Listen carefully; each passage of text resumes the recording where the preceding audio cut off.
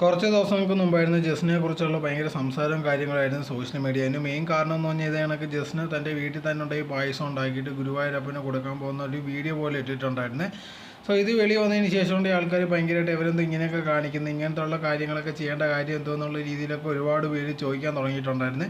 അതിന് മെയിൻ കാരണം എന്ന് പറഞ്ഞാൽ ഇങ്ങനെ അമ്പലങ്ങളിലുണ്ടെങ്കിൽ ഗുരുവായൂർ അമ്പലത്തിലുണ്ടെങ്കിൽ തീർച്ചയായിട്ടും ഇങ്ങനെ വെളിയിൽ നിന്ന് കൊണ്ടുവരുന്ന പായസമൊന്നും അവിടെ എടുക്കത്തില്ല. അവിടുത്തെ ഒരു ആചാരം അങ്ങനെയൊക്കെയാണ്. ഇതുണ്ടെങ്കിൽ ഇവിടുന്ന് കൊണ്ടുപോയിട്ട് അങ്ങനെ ചെയ്യുന്നത് ശരിയല്ല. ഇപ്പോൾ അമ്പലത്തിൽ നിന്ന് കിട്ടുന്ന പായസം അവിടെ വെച്ച് കഴിച്ചിട്ട് വീട്ടിൽ കൊണ്ടുവന്നതിന് കുഴപ്പമില്ല. പക്ഷേ ഇത് കണക്ക് ഇവിടുന്ന് കൊണ്ടുവന്ന് നടക്കുന്ന കാര്യമല്ല. വീട്ടിൽ നിന്ന് കൊണ്ടുവന്ന് ഇതുണ്ടെങ്കിൽ ജസ്റ്റിനേക്ക് അറിയാം. കാരണം എന്ന് പറഞ്ഞാൽ ഇത്രയും വർഷമായിട്ടുണ്ടെങ്കിൽ അവിടെ പടം വരയ്ക്കുന്ന ഒരുപാട് വർഷമായിട്ട് അമ്പലത്തിൽ പോകുന്നതാണ്. പക്ഷേ ഇത് അറിഞ്ഞിട്ടുണ്ടെങ്കിൽ ജസ്റ്റിനെ എന്തുകൊണ്ട് ഇങ്ങനെ ചെയ്തു എന്നുള്ള രീതിയിലുള്ള ചോദ്യം ഒരുപാട് പേർക്ക് വരാൻ തുടങ്ങിയിട്ടുണ്ടായിരുന്നു.